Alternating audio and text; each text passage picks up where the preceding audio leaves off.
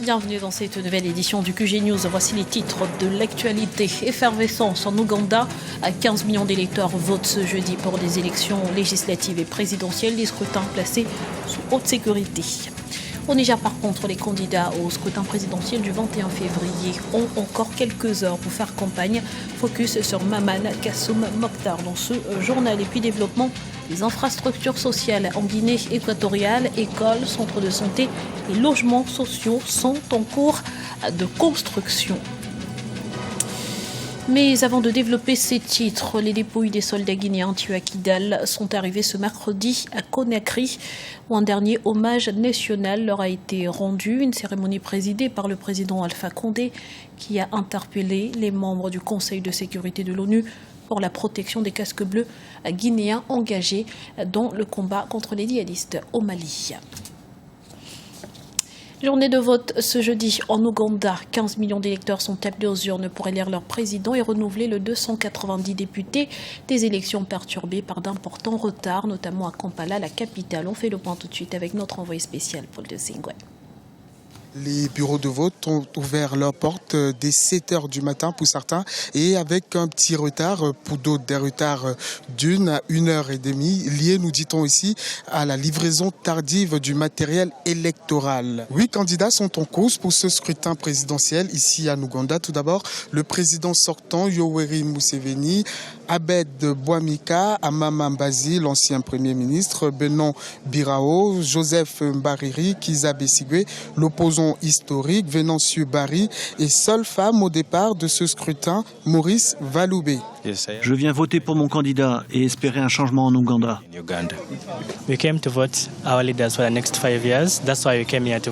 Nous venons voter pour notre leader pour les 5 années à venir. Nous venons décider pour notre nation pour les 5 prochaines années. Choisir notre leader, nos prochains dirigeants.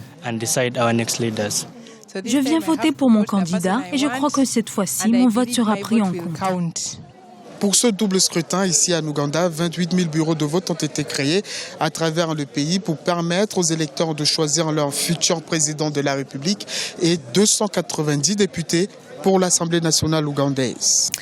Au Niger, la campagne électorale pour la présidentielle du 21 février prend fin ce vendredi à minuit. Parmi les prétendants à la magistrature suprême, Maman Kassoum Mokhtar, leader du Congrès pour la République. Son portrait dans ce reportage de notre envoyé spécial, Wandiam Valentin, à Kampaoré.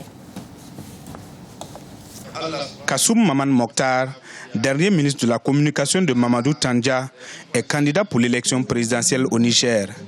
En 2011, à l'issue des élections municipales, il fut élu maire président du conseil de ville de Maradi, poste qu'il occupera jusqu'en 2014, année à laquelle il sera emprisonné. Pour cause, un rapport de la haute autorité de lutte contre la corruption et les infractions assimilées, la Alcia l'accable pour mauvaise gestion. Il bénéficiera d'une liberté provisoire 6 mois plus tard. Soutenu par le Congrès pour la République, le CPR Inganchi, il veut une relance économique de son pays, le Niger.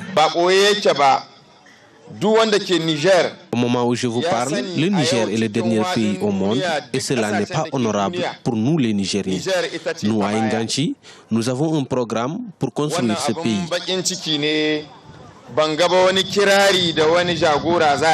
Ancien militant du RDS Gaskia de Chefou Amadou, l'ancien maire de Maradi a un projet pour le Niger. Son programme intitulé « Le choix de la rupture pour une nation forte » est un socle selon lui d'un développement harmonieux pour tous les Nigériens. L'une de ses priorités, la lutte contre l'insécurité alimentaire. Au Niger, la population a faim. Il n'y a pas à manger pour tous. Les jeunes sont au chômage. Il faut que cela change. Et nous sommes la solution.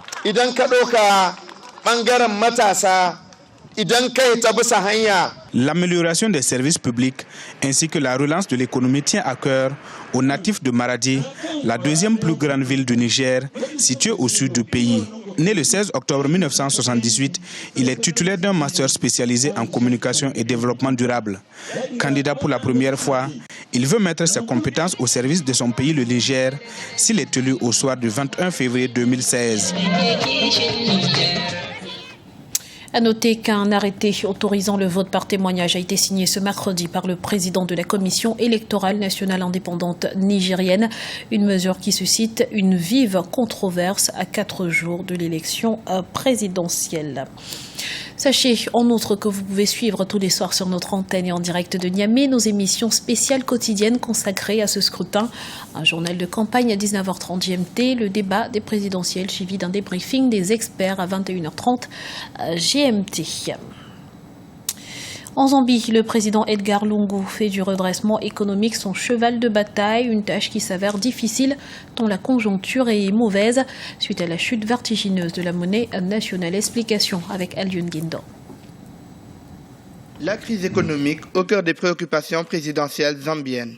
Le chef de l'État zambien, Edgar Lungu, promet de consacrer son premier mandat présidentiel à combattre la crise qui mine l'économie de son pays depuis 2015. En 2014, la croissance économique du pays d'Afrique de l'Est progressait au taux prévu et le développement des infrastructures était soutenu.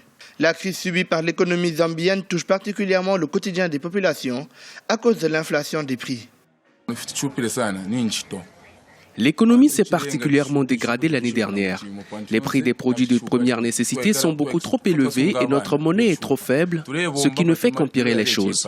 Je suis chauffeur de taxi et mon salaire ne me suffit pas. Je dois m'occuper de mes enfants, les scolariser, les nourrir et les vêtir. Mais le gouvernement ne fait pas assez pour aider les pauvres comme moi. Je m'inquiète de l'avenir de mes enfants parce que je sais qu'ils ne seront pas instruits si cela continue. Depuis l'investiture du président Edgar Lungu en janvier 2015, des efforts sont cependant en voie de réalisation. Avec les recettes de la production des richesses minières telles que le cuivre, de nombreux programmes de reconstruction économique sont en cours.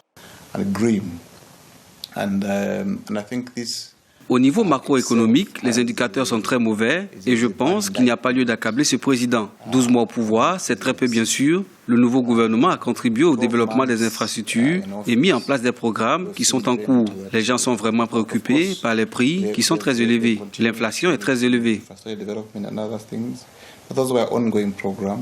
Certains analystes perçoivent la crise zambienne comme étant la pire depuis la fin du régime du parti unique en 1991. Mais, avec la récupération de nouveaux permis d'exploitation minière et d'autres avantages économiques, le gouvernement zambien compte bien stimuler la croissance économique du pays. De la parole aux actes, le projet de développement des infrastructures sociales prend forme en Guinée équatoriale, une initiative qui entre dans le cadre du plan national de développement rural. Voyez ce reportage de notre correspondant Serge Kofi. Le gouvernement équato-guinéen maintient l'investissement dans les infrastructures sociales pour l'année 2016. Pour cette année, 106 projets d'infrastructures ont été retenus sur l'ensemble du pays. Des écoles, centres de santé et logements sociaux ont été jugés prioritaires. Ici, à quelques kilomètres de la capitale Malabo, les travaux de défrichement ont commencé et s'échelonneront en 2016 et 2017. Les ouvrages que nous allons construire sont des marchés, des églises, des écoles, des centres de santé ainsi que d'autres projets comme l'adduction d'eau potable et des travaux de voirie. Nous voulons que ces petites urbanisations que nous mettons en place soient le modèle de la façon dont nous pouvons développer notre pays. En tout, ce sont 53 districts urbains qui sont visés par le projet pour un investissement global de 11 milliards de francs CFA. Avec la conjoncture économique liée à la baisse du prix du pétrole, les travaux d'infrastructure ont connu un fort ralentissement. Mais le gouvernement souhaite éviter que ce ralentissement n'impacte sur l'édification des infrastructures sociales. Nous avons fait quelques réaménagements des travaux d'infrastructure afin de les placer sur le long terme.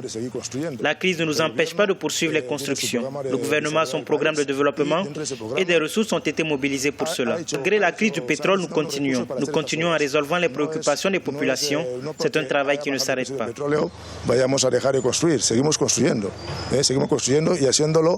En juin 2015, le président équato-guinéen Obiangema Bazogo avait annoncé lors de sa tournée républicaine le lancement d'un plan national de développement rural qui consiste à réduire la pauvreté dans les zones vulnérables.